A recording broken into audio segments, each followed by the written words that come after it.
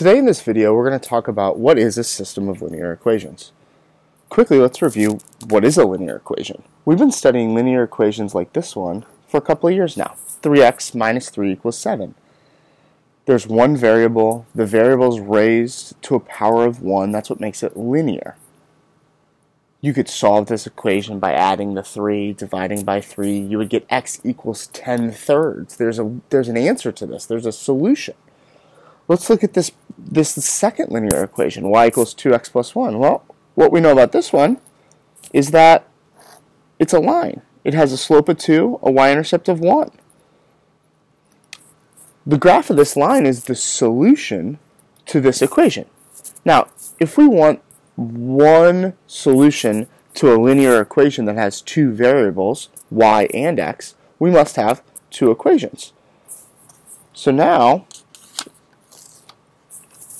2x plus 3y equals 9. We have a second linear equation. Not quite sure how to graph this. We'll talk about that. We've talked about that this year. We'd have to get y alone. I'm not quite sure what this would look like, but I know it would be a second line.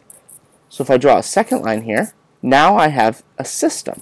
And if we think about this one point of intersection is the point that is on both lines. It is the only point that makes both equations true.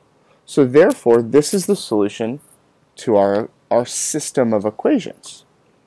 So, why are we talking about systems of equations? Let's talk about that for a quick second. So, a system of linear equations, again, remember, is two linear equations. And I'm going to put it in parentheses, or more. You could have 3, you could have 4. We're mostly going to focus on two linear equations. And the solution is the point of intersection.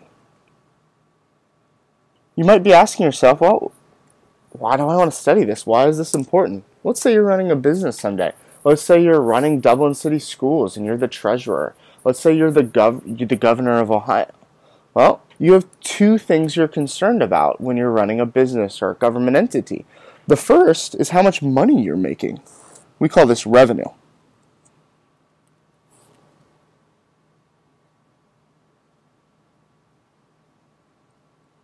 So, let's say your revenues are increasing. Then, we also care about our expenses. And let's say our expenses are also increasing, but not at quite the same level.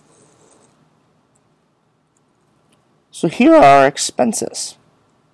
Well, why is this important? Let's look at this point right here. Well, along here is some sort of time variable, and on this axis is some sort of money variable. So right there, that's the point where we're spending the same amount as we're bringing in. So that's where we're making zero profit or we have zero surplus. To the right, where our revenues are more than our expenses, this is where we're making profit.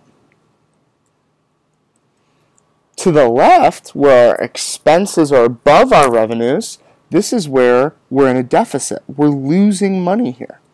This is why this is important. This is why when we have two lines, we want to know where they cross. It can tell us something about this system.